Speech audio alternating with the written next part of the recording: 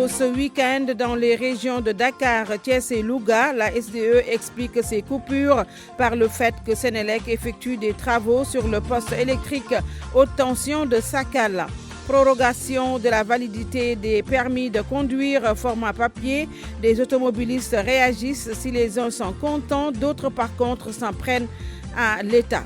Une maternité qui menace ruine, cela se passe à Djembereng. Pas non plus de soins de santé de qualité à la découverte dans ce journal de Kayar, la localité qui en 1883 a accueilli Cheikh Ahmadou Bamba Mbacké, le fondateur du mouridisme Kayar, qui prépare activement la commémoration des 2 Raka à l'instar de Saint-Louis. À suivre les sports, Youssouf Bodjan, la revue de presse Mohamed Ali Mouba, à la technique Abdoulaye Diop à la présentation et toujours avec un immense plaisir à Binta Diallo. Bienvenue à tous et à toutes.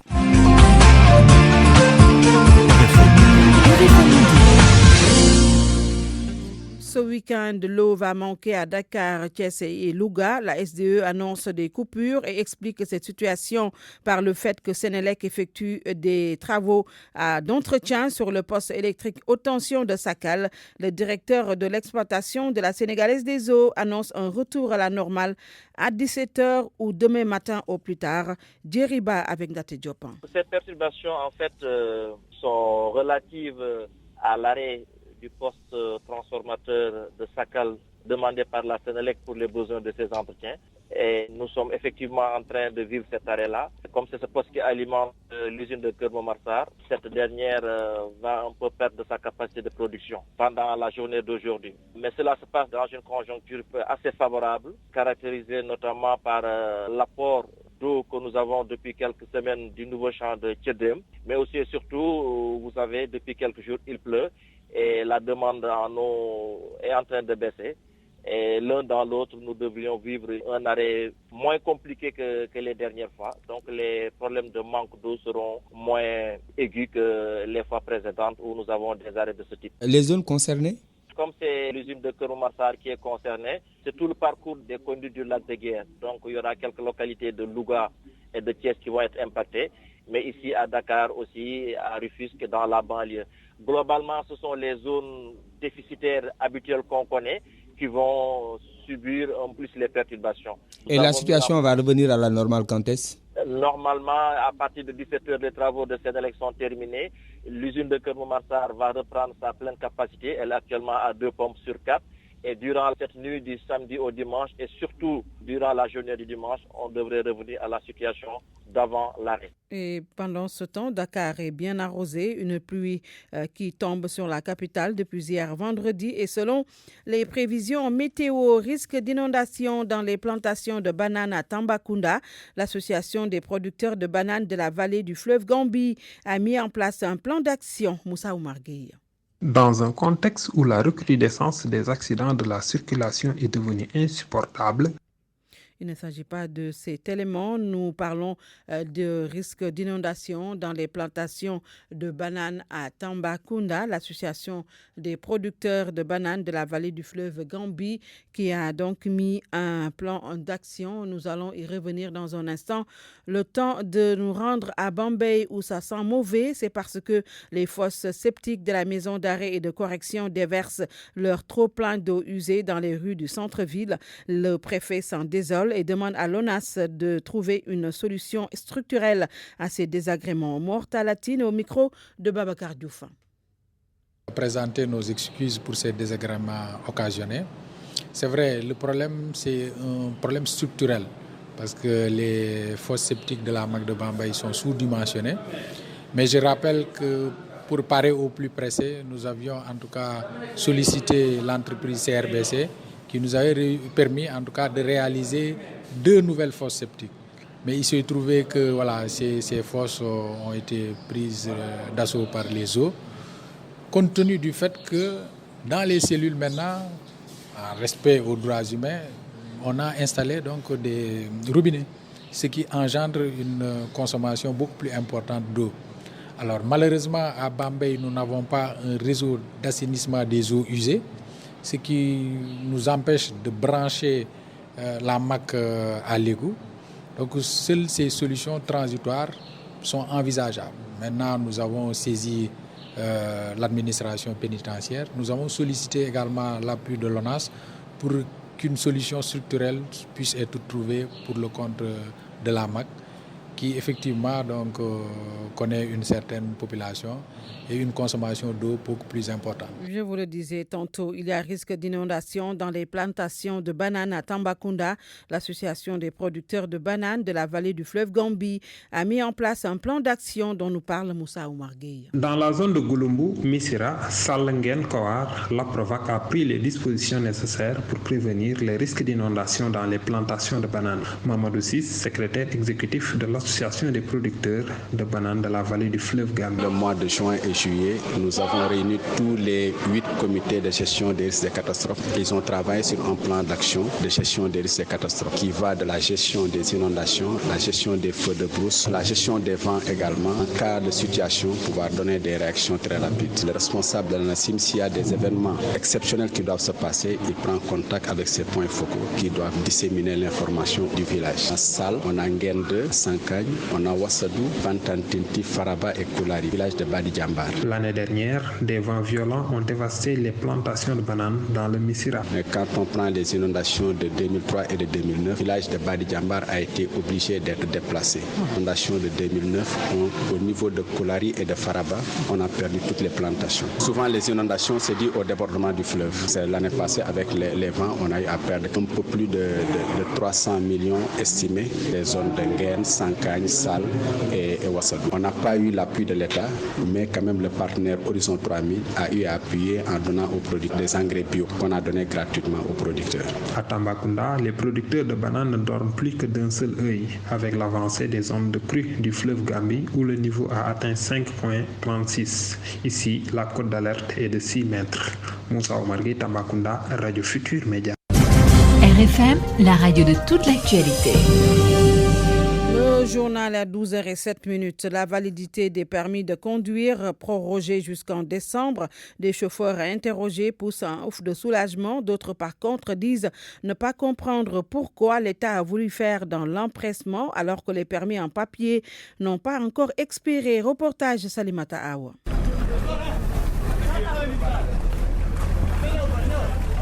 Des chauffeurs en pleine réparation de leur véhicule. La pluie est passée par là. Un moment d'échange sur la prolongation de la date pour les nouveaux permis. Ousseynou est formel. L'État ne devait pas repousser la date.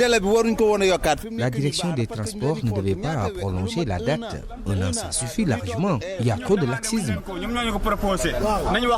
Son ami n'est pas du même avis. Son ancien permis n'a même pas fait un an. Donc pourquoi le changer? Je n'ai pas le nouveau permis parce que quand on lançait le renouvellement, j'avais déjà à déposer pour l'ancien. Et au lieu de me remettre le nouveau, ils m'ont remis tout simplement l'ancien. Et je ne pouvais plus payer. Bass regrette le fait d'avoir attendu la dernière minute. Il promet d'aller au CICES dès lundi pour être en règle. C'est juste un manque de temps.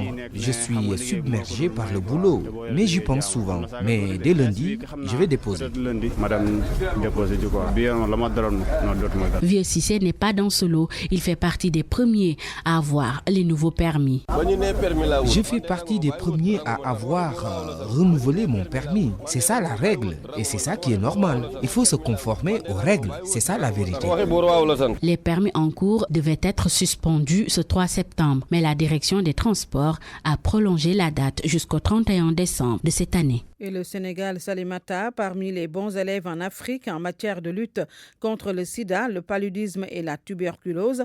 L'annonce est d'une organisation dénommée Santé Service Développement. Malgré la baisse des taux de prévalence de ces maladies, l'organisation a mis sur pied un nouveau plan stratégique quinquennal. Abdourahmane Diallo, que nous retrouvons à Mbour. Le sida, le paludisme ou même la tuberculose, des maladies dont le taux de prévalence baisse de plus en plus. Le Sénégal, un bon élève dans la lutte contre ces endémies. Dr Daniel Sarr, directeur exécutif Santé Service Développement. Ce sont des endémies qui sont sous contrôle grâce à l'efficacité des interventions, en tout cas des stratégies qui ont été mises en place, notamment avec les autorités et l'engagement également de l'État. Que ce soit pour le palu, il y a eu beaucoup d'avancées, que ce soit également pour le VIH, où le Sénégal vraiment trône parmi les meilleurs pays, en tout cas en Afrique.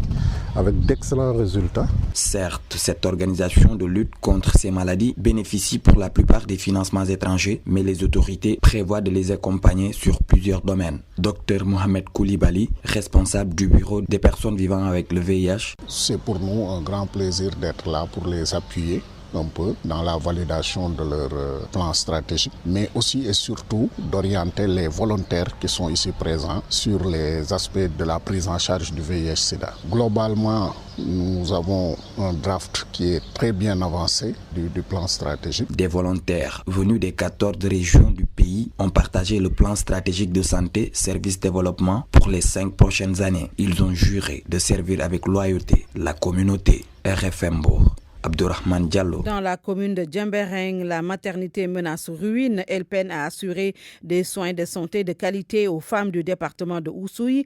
La bonne nouvelle est qu'une enveloppe financière d'un montant de 65 millions de francs CFA vient d'être dégagée pour sa reconstruction. Une contribution tripartite entre la mairie de Djembereng, l'association de la diaspora et l'État. Lamine Ba. La maternité de Djembereng est l'une des premières infrastructures sanitaires implantées dans le Kassa, mais à ce jour, la prise en charge des malades est rendue difficile du fait de l'état de délabrement très avancé des locaux. Ablaye Ndiaye, président de l'association Uruk Djiwat, qui fédère toutes les associations de développement de Djembereng. L'état de la maternité est vraiment déplorable. Le délabrement est notoire. Il y a un problème de prise en charge. Manque de médicaments, il y a un problème de prise en charge. Nous n'avons pas un personnel sanitaire très qualifié. C'est indigne en tant que fils de Djembereng de regarder passivement à la détérioration de cette maternité. Aujourd'hui, nous manquons de tout. 65 millions ont été dégagés pour sa reconstruction, fruit d'une contribution tripartite État, mairie et diaspora de Djembereng. Papa Biramatiam, coordinateur du programme d'appui aux initiatives de solidarité pour le développement. Le PSG est un dispositif qui soutient les actions de la diaspora dans leur pays d'origine et nous apportons une subvention sur ce projet-là qui va coûter dans les 65 millions. Nous allons offrir une subvention de plus de 45 millions. Le maire de Djembereng parle d'une vieille préoccupation qui vient d'être prise en charge. Tombongei. Il y avait un besoin de la réhabiliter parce que c'est quand même un patrimoine historique qui représente quelque chose dans l'histoire, on va dire, sanitaire contemporaine de l'État du Sénégal. On ne peut qu'être heureux également d'avoir pu marquer un coup. Nos interlocuteurs s'exprimaient à l'occasion de la cérémonie de présentation du projet aux populations de Djembereng. Lamine Ba, Ziguinchor, Radio Futur Média. Recrudescence des accidents de la circulation. Les chauffeurs de taxi de la ville religieuse de Touba se prononcent. Ils indexent les mauvaises conditions de travail et la facilité dans laquelle se fait l'obtention du permis de conduire. Au cours de leur assemblée générale, ils ont fustigé le mauvais état des routes qui paralyse leur activité. Marema Diop. La recrudescence des accidents inquiète les chauffeurs de taxi de Touba. Selon la fédération qui les regroupe, la situation pourrait s'expliquer par les mauvaises conditions de travail des chauffeurs. Pape Sek, président de la fédération des chauffeurs de taxi de Touba. On oublie souvent les conditions de travail des chauffeurs quand on disserte sur les causes des accidents de la circulation. Beaucoup d'entre eux n'ont même pas de contrat de travail. L'autre raison, c'est la facilité déconcertante avec laquelle les permis de conduire sont octroyés. Après l'obtention de ce sésame, il doit y avoir également un renforcement de capacité.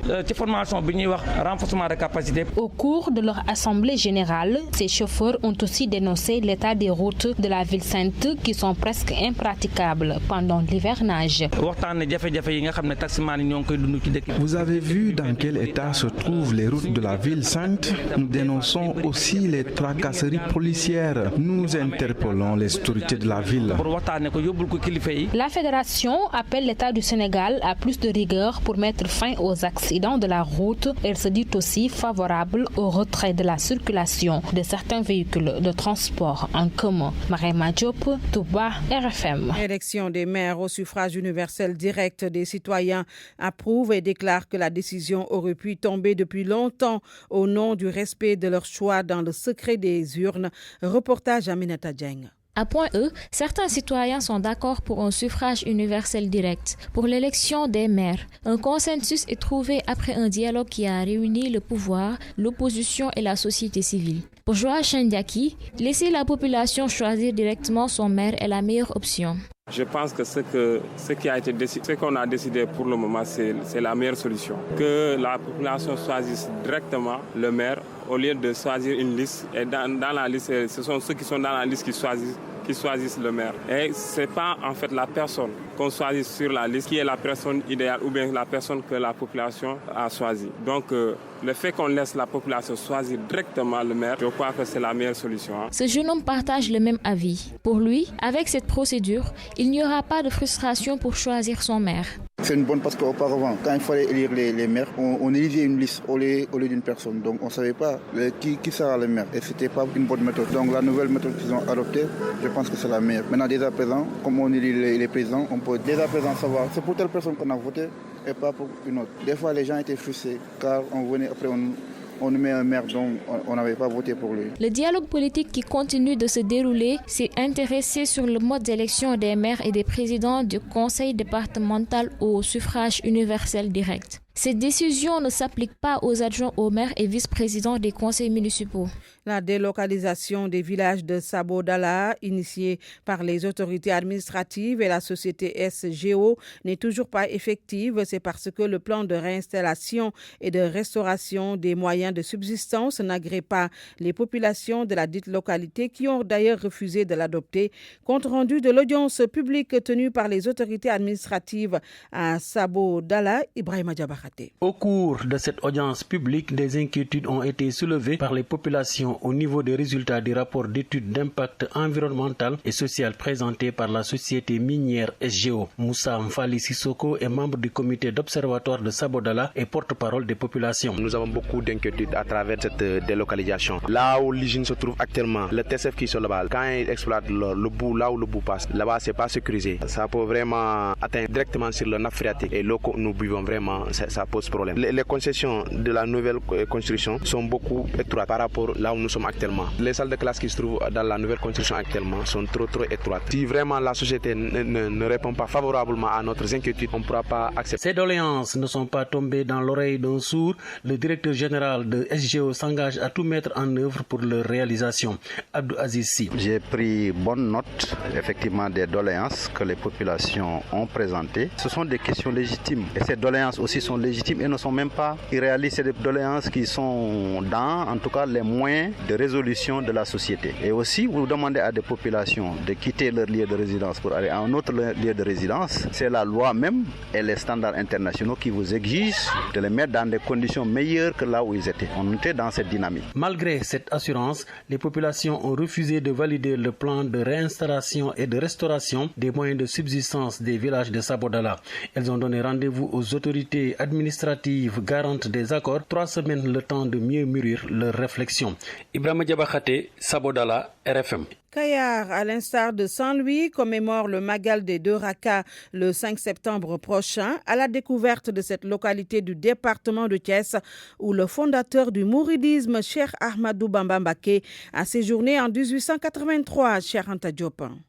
Kayar, village Lébou, situé dans le Diender, Serigne Touba Cheikh Ahmadou Bamba Mbacké y a séjourné. C'est en 1883 que le périple de Cheikhoul Khadim a commencé dans le Diender pour un séjour dans différents lieux. Morsec pour un rappel historique. Serigne Touba est venu ici à Kayar en 1883. Il a séjourné pendant 3 jours ici et après la fin de ce séjour, il est allé à Bargny pour essayer de continuer ses œuvres. Mais il a 2 lieux qu'il a installés ici. Il y a un lieu qui se trouve au niveau de la forêt classique qui s'appelle Raditchep. Le matin, il vient ici pour faire ses prières, faire ses écrits. La nuit, il rentre au niveau du Raditchep pour essayer de passer la nuit là-bas. Kayar sera la principale attraction à l'occasion de la commémoration du Magal des 2 Rakas. De nombreux pèlerins sont attendus. Nous organisons les 2 Rakas ici à Kayar. Ce qui nous différencie de Saint-Louis, il entre dans leurs centaines et quelques années de leur événement. Nous, on est à la 24e édition. l'ampleur qu'il a pris nous a vraiment surpris, nous en tant que Kayarois. Cette 24e édition du Magal des Deraka est prévue le 5 septembre prochain à l'image de Saint-Louis. Kayar sera le point de convergence des milliers de talibés mourides. RFM Thiès, Cheikh Anta Diop. RFM Sport. Les sports à 12h20. Bonjour Youssouf Bodjan. Bonjour Binta. Judo Mbagnick Ndiaye éliminé des championnats du monde. Le numéro 1 sénégalais a été battu au premier tour de la 33e édition des championnats du monde à Tokyo au Japon. Les championnats du monde donc qui seront clôturés aujourd'hui. Mbagnick Ndiaye est champion d'Afrique en titre et médaille d'or aux derniers Jeux africains à Rabat au Maroc. Justement des Jeux qui ont été également clôturés hier avec le Sénégal qui est classé 22e. La délégation donc sénégalaise a obtenu 22 médailles, 1 en or, 5 en argent et 16 médailles de bronze. C'est 14 médailles de moins qu'en 2015 au Congo où le Sénégal s'était classé 5e.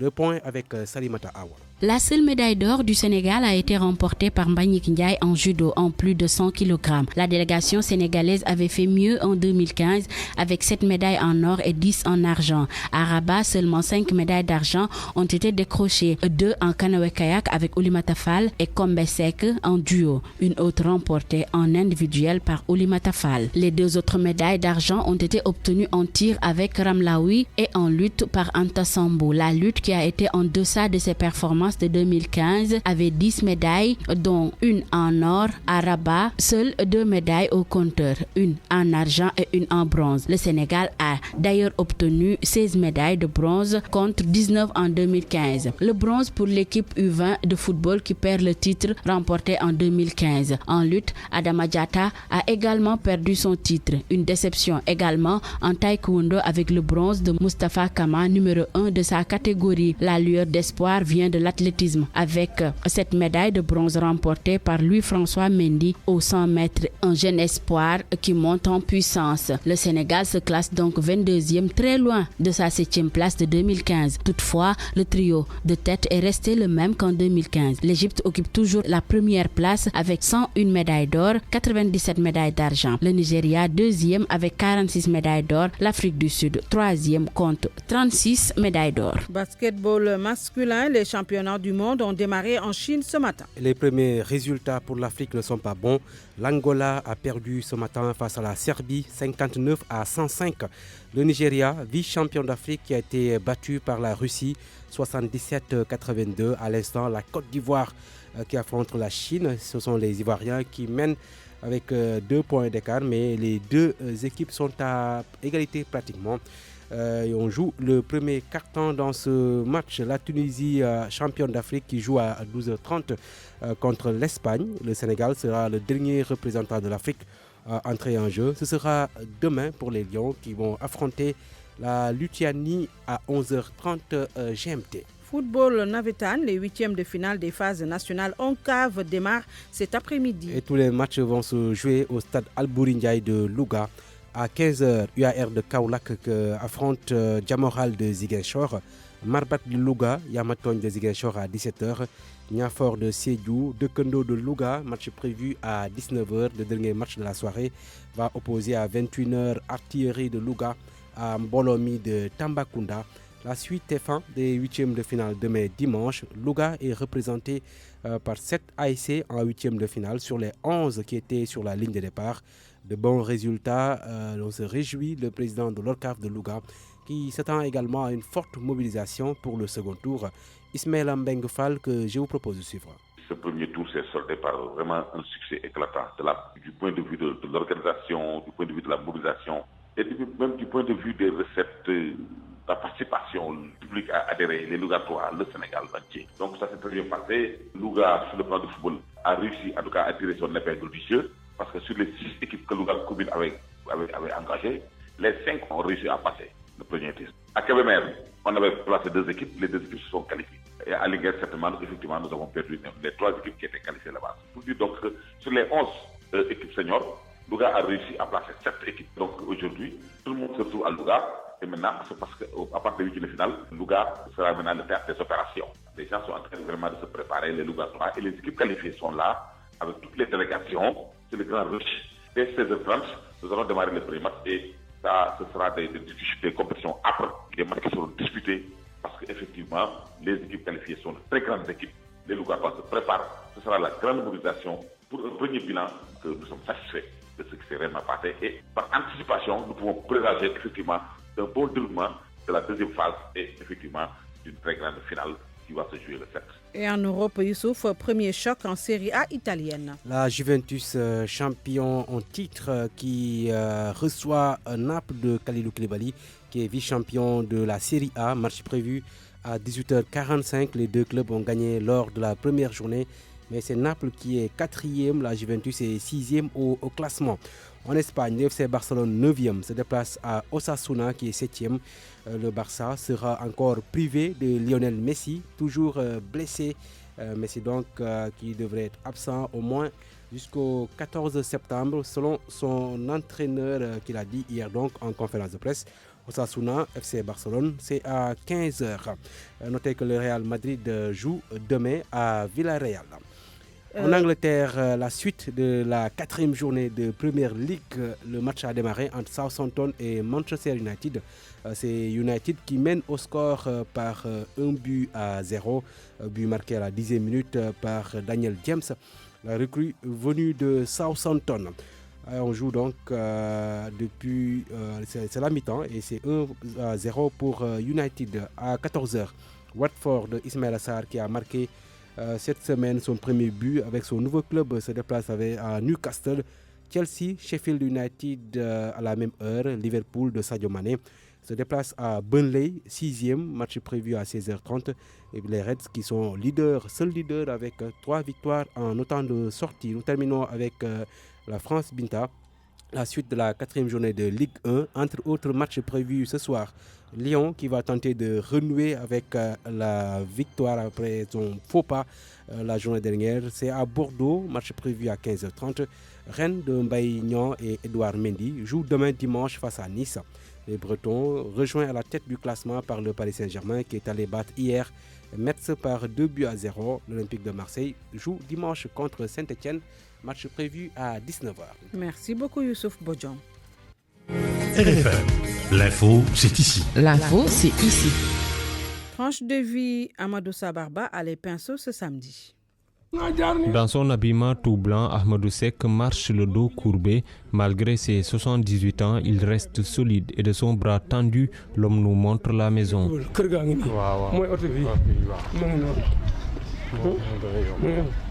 Il vient de revenir de la Mecque, mais avant d'en arriver là, Ahmadou a fait plein de petits boulots. J'ai vendu de la paille, du bois et même fait de la pêche. J'ai perdu ma femme très tôt, mais n'empêche, je savais me débrouiller. Quand je revenais du travail avec 7500 francs par exemple, je gardais les 2500 et dépose les 5000. Je l'ai fait pendant 30 ans. 30 années d'abnégation, 30 années de patience, 30 années qui n'ont pas été sans difficulté. Parfois j'ai des maux de tête, mais je n'accepte pas de prendre l'argent pour acheter des médicaments. Je me disais que si je le fais, je ne pourrais pas me rendre à la Mecque. Parfois aussi je suis tellement fatigué que je ne dîne pas. Pendant ces 30 ans, j'ai eu 2 700 000 francs CFA. Et c'est cette année que cette somme est complète. L'argent récolté par-ci et par-là, Ahmadou ne le gardait pas à la banque. C'est un gars honnête qui gardait l'argent pour moi. Après, il est tombé malade et a donné l'argent à son frère. Mais lui, il n'était pas sérieux. De temps à autre, il prenait 50 000 ou 100 000 francs CFA. Par la suite, j'ai récupéré le fonds et je l'ai remis à quelqu'un d'autre.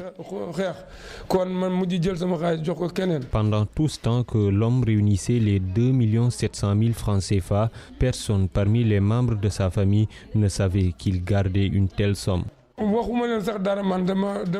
Je ne leur avais rien dit. J'ai fait comme si rien ne se passait. Personne ne savait. Personne. Lorsque je suis venu à la Mecque, ils me demandaient « Qu'est-ce qui t'a amené? Qu'est-ce qui t'a amené ?» Je leur réponds « C'est mon travail et Dieu. » Pour réussir à rassembler 2 700 000 francs CFA en 30 ans, à l'aide seulement de divers petits boulots, il faut être patient et discret. Si quelqu'un veut faire ce que j'ai fait, je lui dis juste qu'il faut savoir garder les choses pour soi-même, ne pas montrer qu'on a quelque chose et continuer à travailler, mais aussi accepter de se priver de beaucoup de choses. Après tout ce trajet, jalonné d'obstacles, Ahmadou se dit enfin comblé d'avoir foulé le sol de la Mecque. J'ai rendu grâce à Dieu, j'ai rendu grâce à mes parents. J'ai aussi chanté les louanges du prophète parce que je suis un de ses plus grands admirateurs.